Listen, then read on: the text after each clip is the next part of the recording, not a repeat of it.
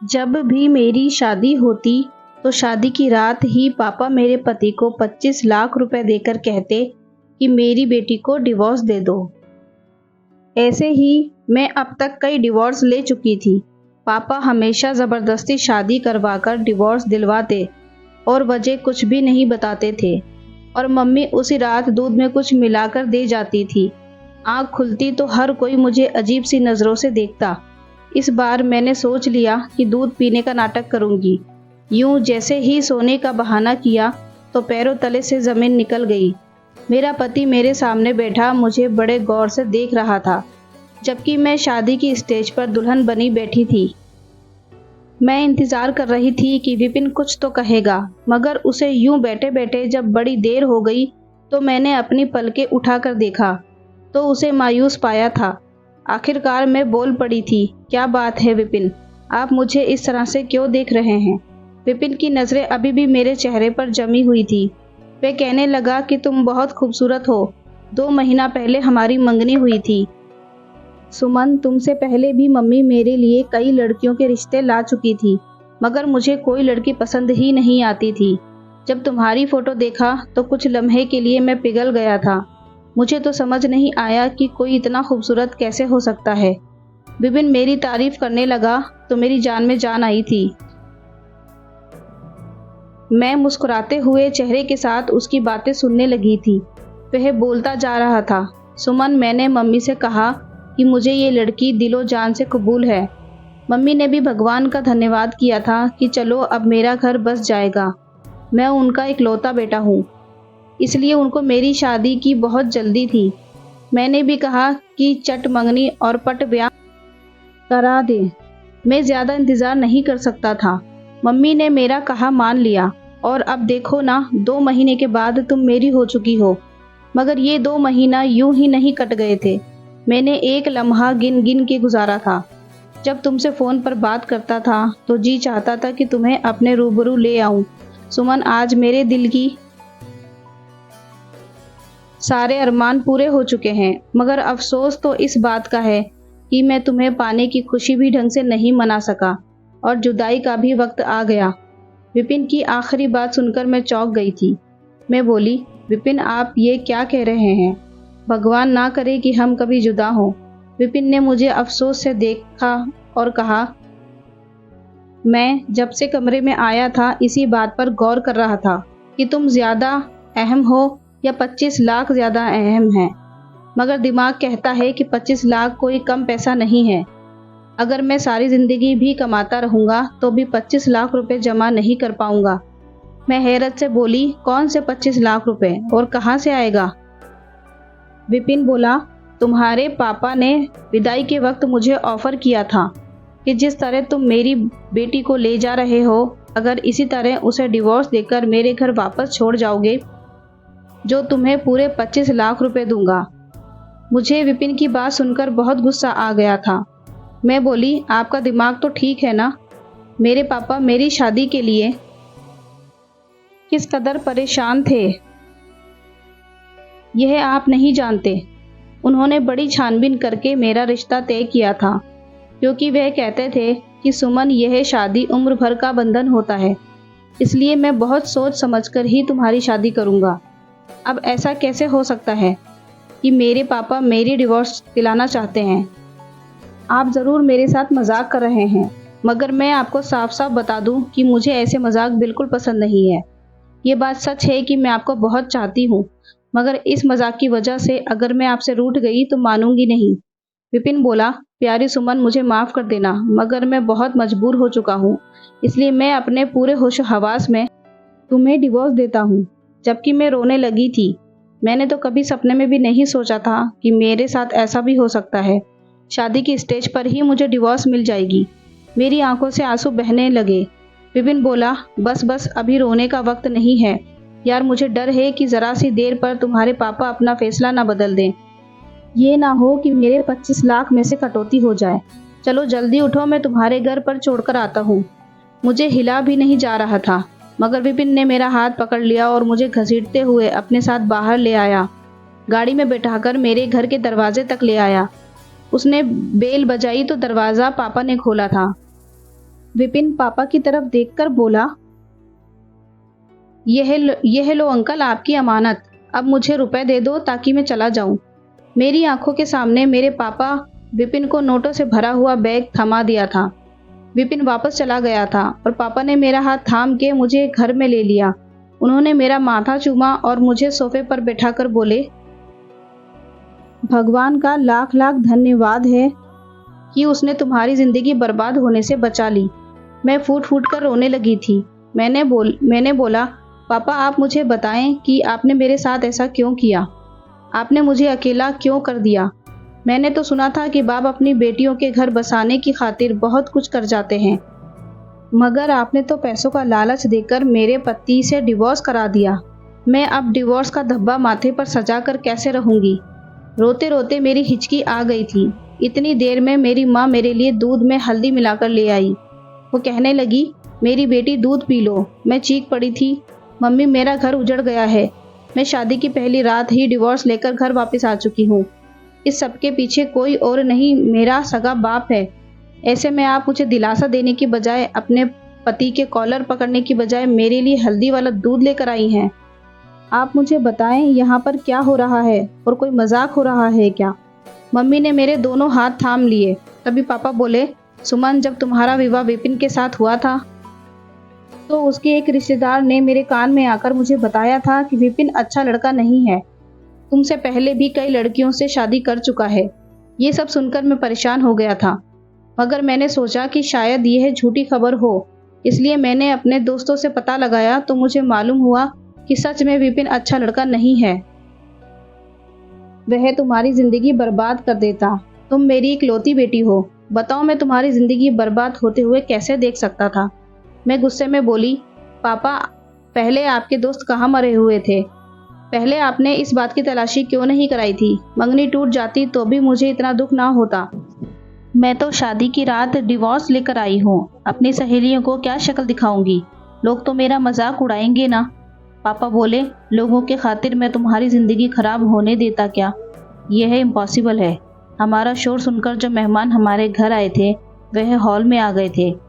वह तो ये नज़ारा देखकर ही हैरान थे। मम्मी ने जल्दी जल्दी से मुझे हल्दी वाला दूध पिला दिया और मेरी आंखों के सामने अंधेरा छाने लगा था। हर तरफ खामोशी ही खामोशी थी। देखते ही देखते मैं बहुत गहरी नींद सो चुकी थी। अगले दिन दोपहर के बाद मेरी आंख खुली। मैं अपने बेड पर लेटी हुई थी। मुझे अजीब सा महसूस हो रहा था। मेरा दिमाग माहौल को पहचानने में गलती कर रहा था। मैं ये सोच रही थी कि आखिर मैं यहाँ क्या कर रही हूँ, और फिर मेरे दिमाग में ख्याल आया कि मुझे तो डिवोर्स मिल गई है। इस बात को सोचते ही मेरा दिल टूट गया था। मैं जल्दी से उठ बैठी और भागते हुए बाहर हॉल में आ गई थी। सब मेहमान वापस जाने की तैयारी में मशगूल थे, लेकिन जैसे ही उनकी नज़र मुझ पर पड़ी, जो मुझे अजीब सी नज़रों से देख रहे थे, मेहमानों की नज़रों में मेरे लिए गुस्सा नहीं था और गम भी नहीं था। कुछ ऐसा था जिसे मैं समझ नहीं पाई थी। मम्मी ने मुझे देखा तो मेरा हाथ पकड़कर मुझे अपने साथ कमरे में ले आई और कहने लगी, सुमन तुमने दिल छोटा मत करो, मैं तुम्हारा घर जरूर बसाऊंगी। एक ऐसे इंसान को तुम्हारा हमसफर बनाऊंगी जो तुम्हें सर आंखों पर बिठाकर रखेगा, तुम्हें दुनिया जहां की खुशियां दिलाएगा। तुम अपना दिल छोटा मत करो। जब तक पूरे मेहमान चले नहीं गए थे, मैं मम्मी के कमरे में ही चुप कर बैठी थी। मैंने तो मोबाइल उठा लिया और विपिन के साथ अपनी पुरानी चैट पढ़ने लगी। उसने हर मैसेज में मेरे साथ मोहब्बत से बात किया था। उसने हमेशा साथ निभाने की कसम खाई थी। उसके हर मैसेज में यही लिखा था कि वो मुझे कभी नहीं छोड़ेगा। क्या ऐसी बात करने वाला इंसान धोखेबाज हो सकता है? मेरे दिल में यही ख्याल आ रहा था कि नहीं, ऐसा नहीं हो सकता। तब मुझे पापा से बहुत नफरत महसूस हुई थी। उनकी वजह से मेरा घर टूट चुका था। मैं लोगों के डर से बाहर नहीं निकलती थी, जबकि पापा ये सब देखते तो बहुत अफसोस करते। वह मुझे कहते, सुमन तुम बाहर निकलो, घूमो फिरो, घर में कैद मत रहो। मैं उनकी बातें एक कान से सुनकर दूसरे कान से निकाल देती थी, मगर अब पापा मुझे जबरदस्ती अपने साथ बाहर ले जाने लगे थे। वह मुझे बहुत ज्यादा वक्त देते थे। वो मुझे हमेशा समझाते रहते। एक दिन पापा कहने लगे, तुम्हें चॉकलेट पसंद है ना? मैंने इस बात से सर हिला दिया तो वह कहने लगे, तुम चॉकलेट पाने के लिए किस हद तक जा सकती हो? मैं बोली, पापा मैं तो पहाड़ से भी कूद सकती हूँ। तब पापा बोले, और अगर तुम्हारे सामने एक तरफ बिरयानी और एक तरफ चॉकलेट रख दूँ तो तुम किसको चुनोगी? मैं हंस दी और बोली, एक भी वक्त जाया किए बिना मैं बिरयानी को चुन लूंगी, क्योंकि बिरयानी के सामने चॉकलेट की मोहब्बत दिल से कम हो जाती है। तब पापा बोले, सुमन तुम विपिन के लिए चॉकलेट की तरह थी, जबकि पैसा उसके लिए बिरयानी था। उसने तुम्हें पैसे की खातिर छोड़ दिया, तो अब तुम क्या सारी जिंदगी उसका गम लगाकर बैठी रहोगी? पापा की बातें सुनकर मैं फूट फूट कर रोने लगी। सच ही तो कह रहे थे, अगर विपिन ने मुझे छोड़ा था तो इसमें नहीं पापा का कसूर था और ना ही पैसों का। सब कसूर विपिन की खुद की नीयत का था। उस दिन मैं इतना रोई थी कि दिल से विपिन का ख्याल हमेशा हमेशा के लिए निकल गया था। अब पापा मुझे नई शुरुआत के लिए तैयार कर रहे थे। उन्होंने मुझे एक लड़के की फोटो दिखाई तो मैंने हाँ कर दी। पापा ने लड़के वालों को घर बुला लिया था और मेरी और अर्जुन की मुलाकात करवा दी थी। अर्जुन एक अच्छा लड़का था। वे कहने लगा, मुझे पता है कि आपकी पहली शादी टूट चुकी है। मैं जानता हूँ कि लड़कियों के लिए शादी टूट जाना बहुत बड़ा सदमा होता है। मैं आपको गम और सदमे से निकालने की पूरी कोशिश करूँगा और आपसे बहुत ज़्यादा मोहब्बत करूँगा। मैं अर्जुन की बातें सुनकर बहुत पुरसुकून हो गई थी। मैंने पापा से कह दिया था कि मैं अर्जुन के साथ शादी करने पर राजी हूँ और इस बार मैं मंगनी नहीं करना चाहती थी। इसलिए मैंने कहा मुझे जल्दी शादी करनी है। 2 हफ्ते बाद ही वह दिन आ गया जब मेरी और अर्जुन की शादी हो चुकी थी। मैं खुश थी, मगर इस बार शादी की रात को लेकर दिल में बहुत से ख्याल उठ रहे थे। कहते हैं ना कि दूध का जला छाछ भी फूंक फूंक कर पीना चाहता है। अर्जुन के कमरे में बैठी थी।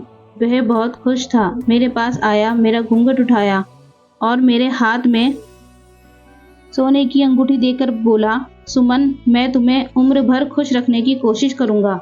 मैं मुस्कुराकर बोली, क्या मुझे आपकी बातों पर भरोसा कर लेना चाहिए?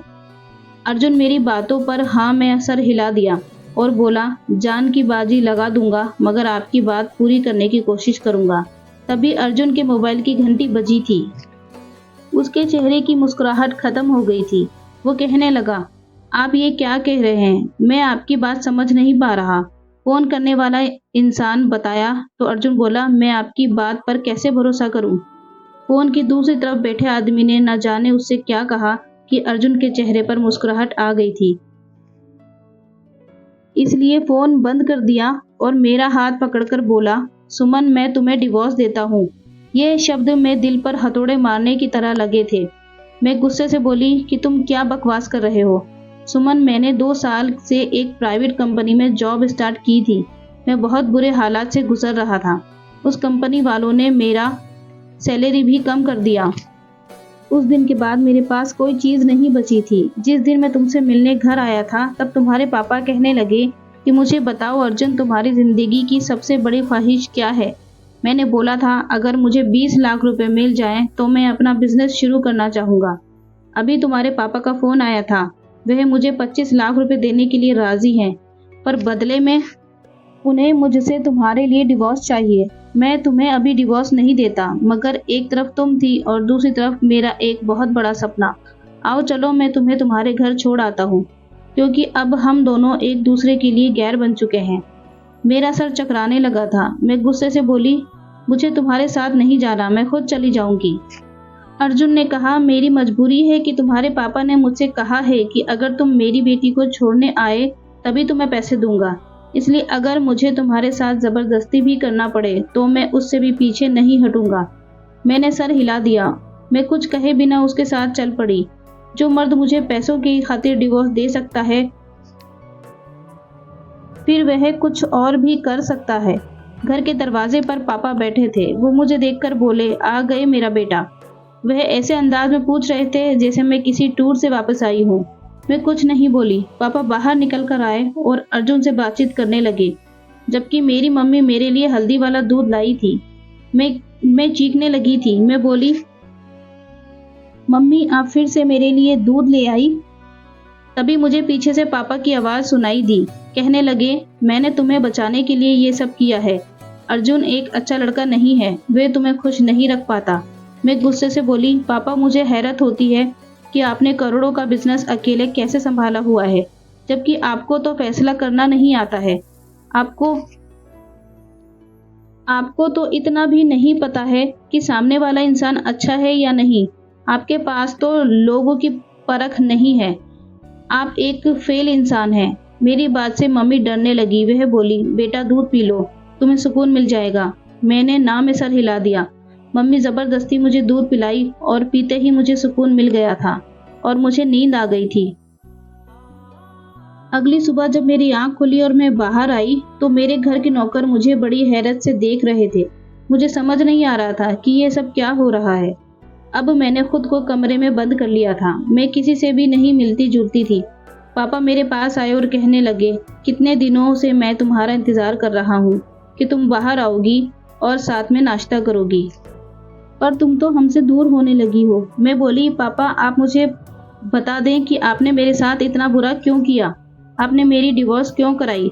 पापा कहने लगे, बेटा कभी कभार अपनी औलाद की बेहतरी के लिए इंसान को कड़वा घूंट पीना पड़ जाता है, वरना दुनिया में कौन सा पिता होगा जो ये चाहेगा कि उसकी औलाद को मुश्किलों का सामना करना पड़े।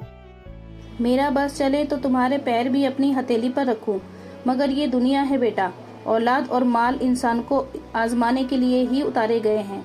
मैंने जो कुछ भी किया बड़ी तकलीफ में किया है। मैं कभी ऐसा नहीं करना चाहता था। मैंने सर हिला दिया और बोली, पापा ये आखिरी बार है।